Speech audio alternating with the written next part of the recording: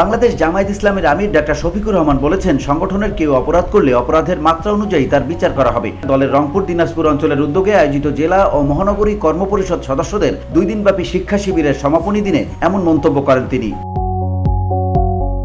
অনুষ্ঠানে প্রধান অতিথির বক্তব্যে জামায়াত আমির বলেন, বুঝে শুনে জনশক্তিকে পরিচালনা করতে হবে। ব্যক্তি নিজেকে পাহারা দেবে, সংগঠন সবাইকে পাহারা দেবে।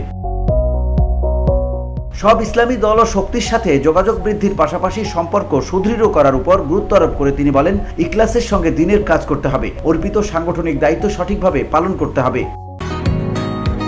বসুন্ধরা, উত্তরা, বনশ্রী, কুড়িল ও বাড্ডা সহ রাজধানীর বিভিন্ন স্থানে অভিজাত ও অত্যাধুনিক মানের ফ্ল্যাট কেনার এক নির্ভরযোগ্য প্রতিষ্ঠান প্লেজেন্ট প্রপার্টিজ লিমিটেড।